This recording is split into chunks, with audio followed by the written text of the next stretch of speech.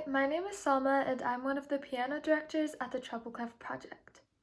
So, one of the biggest things I've noticed about playing the piano is that I've noticed that I have a relatively more well-rounded brain. And what I mean by that is that when we are born, we normally have more depth in the right side or left side of our brain sulcus. And what that means is basically that's what determines whether you're right-handed or left-handed.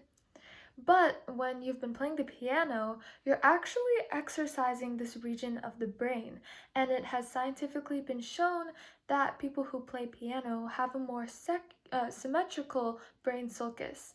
And so there's this, to demonstrate, the reason I researched this is because tiny things like being able to do this or other mind exercises like moving this hand forward and this hand backward has come relatively easier to me than non-pianist.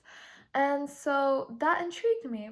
So I decided to research some more and look into other scientific benefits that piano can bring. And that's what I wanted to share with you guys today.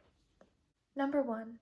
Being an active musician can prevent the decline of brain processing and improve memory and hearing loss. The ability to process auditory signals usually slows down as we age. But recently, in a recent study, a girl named Nina Cross and a few of her colleagues conducted a study on a group of healthy patients around the ages 18 to 65. The group of music skills were divided by either being an active musician, which was classified by having 3 or more years of musical experience, or a non-active musician, which was less than 3 years of musical experience. The study showed that those who actively played music throughout their lives actually helped reverse the decline of brain processing, memory, and hearing loss. Number 2, improving math skills. A study at the Center of the Study of Human Development at Brown University was conducted by Martin F. and a few of his colleagues. Their study found that providing musical training in specific increments with a gradual increase in difficulty actually boosted the performance of second graders' math skills well above their peers. Number 3, exercising new language skills and understanding abstract concepts. A study in the early 1990s discovered the Mozart effect. And this was basically a theory that said that if you listen to Mozart, you temporarily boost your IQ. The results showed that keyboard lessons actually boosted early language development and spatial temporal intelligence in preschoolers. This means that they were able to learn a language faster and imagine and move objects in their mind. These skills are also important in basic multi-step problem solving, and this is useful in many fields such as architecture, engineering, and generally anything that requires an understanding of abstract concepts. I really relate with this because I think that my experience with piano is really similar to how we learned chemistry and learned languages. When I look at piano music, I see patterns and I give personalities to them. And when I learned chemistry and Spanish, I also recognize patterns and imagine objects in my mind that have personalities.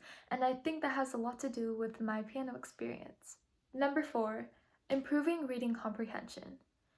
A study in 1993 was summarized in the Educational Psychology Journal, and it showed a link between differentiating different pitches and good reading performance. Also, the practice of memorizing music before performing actually improves the portion of your brain responsible for memory recall and good reading comprehension skills. Last but not least, number 5, reducing stress and anxiety.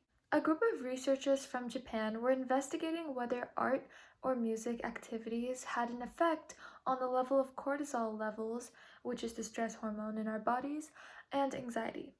In their study, each subject, which I want to note each had 12 to 15 years of experience in their respective art field, was placed in one of 4 categories, one of those groups being the control group.